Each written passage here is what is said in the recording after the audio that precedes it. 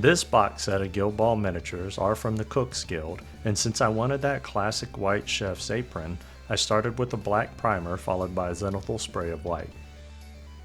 I actually prepared these miniatures to this state months ago, and have just now gotten around to actually painting them. I know I wanted to get a decent result with minimal effort, so I turned to oil paints and mixed some washes to start staining the areas, leaning them towards the colors that I want. I ended up with a wash thinner than I expected, so I had to apply these 2 or 3 times as needed. Now for this video, I'm not really going to talk about how I used this color for this and that specific color for that. Rather, I'm just going to focus on the idea and workflow that I followed. For the black clothing, white clothing, and metal weapons, I chose various shades of blue as my base, and once I felt everything was reasonably base coated, I let these oil paints dry for several days before moving forward, as I did get a little heavy-handed in a couple areas and I wanted to ensure the oil paints had dried. Now reasonably assured the oil is dry, I again mix up some oil washes, but this time making sure they are fairly diluted as I want these to only darken the recesses. After about an hour, I use a Q-tip to wipe away the excess oil on the upraised areas, while simultaneously picking up any overly heavy and uncured oil paints that might be remaining from the first application. I repeat the oil washes a second time to help build more saturation, and then I let them sit for another couple of days.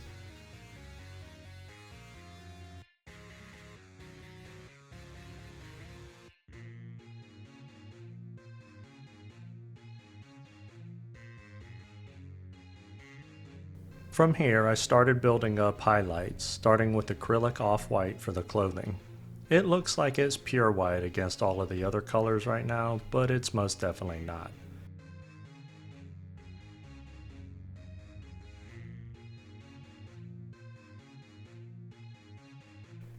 With just this one highlight, the clothing quickly starts to lean away from appearing blue, and with only one more additional highlight, pure white this time, it starts to look like the chef's white apron that I was aiming for.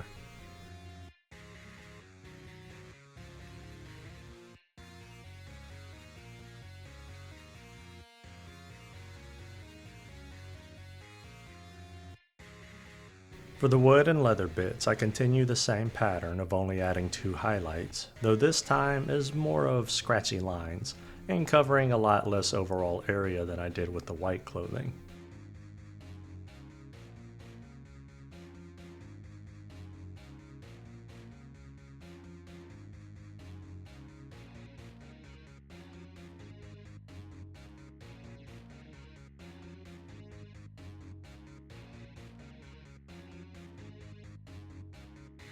For the metals, I put in a little more effort, though honestly not by much. I started with a highlight, followed by a slight dark wash to increase the shadows, and then I added an additional highlight.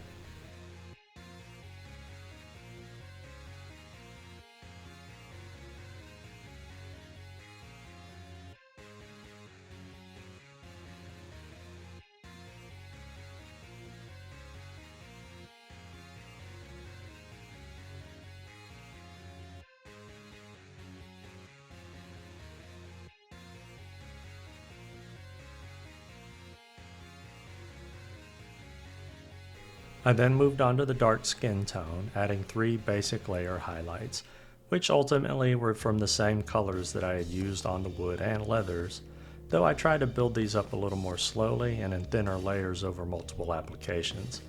I didn't initially want to use these same colors, but I decided to save time and room on my template, and rather hope that later on that some tinting will be enough to set them apart.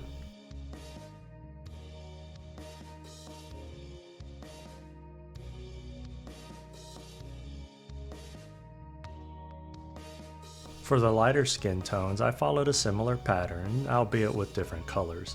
At this point, I then considered the bulk of the work done, with the oil steps taking roughly 5 hours, and the highlights taking about 10. I then hitting outside and hitting them from below with some green with the airbrush.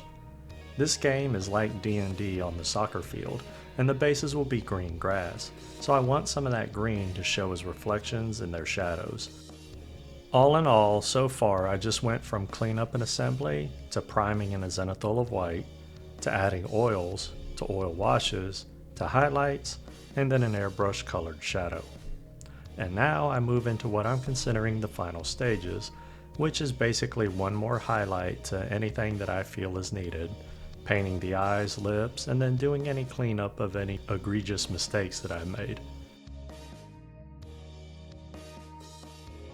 I also included a quick touch of undiluted oil paints here and there using magenta to add warmth to the flesh, and a turquoise to add a little darker shadows to the metals.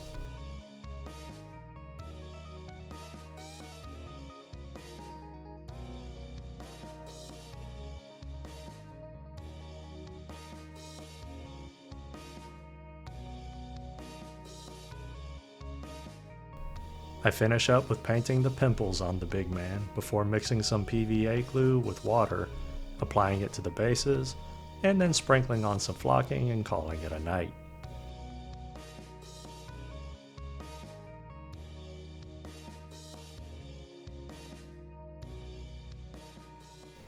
This is where I stopped. Adding up the time I spent on this project, I clocked in at just under 20 hours, or an average of 2 hours and 10 minutes per miniature in this box set of 9.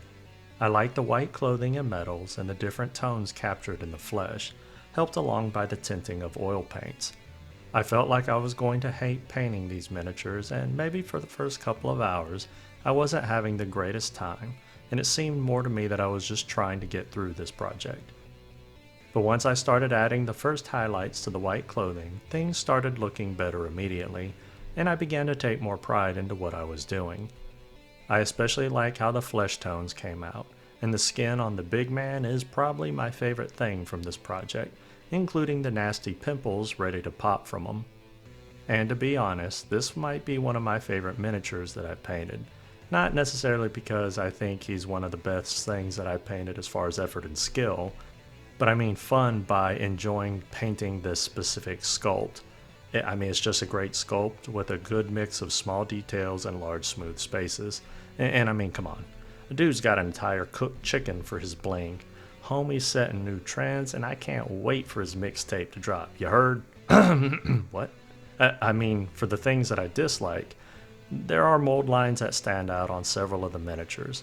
And to be fair, these had some horrid mold lines on them out of the box, but I feel like I'm far enough into this game that this should not be a reoccurring issue.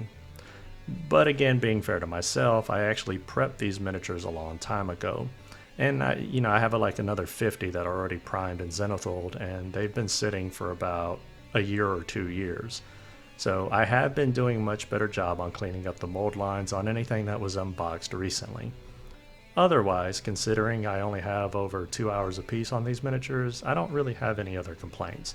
There's always room for improvement, but I'm definitely not dissatisfied.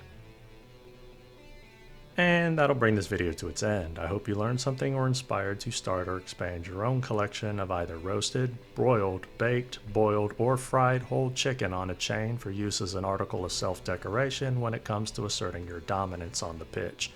If you have any questions, feel free to ask, and if you like the content of this video and would like to see more, you can easily support the channel by liking, commenting, sharing, and subscribing. I'm Jim with Working with Miniatures. I'm truly grateful for your time, and I bid you a fond farewell. Until the next video.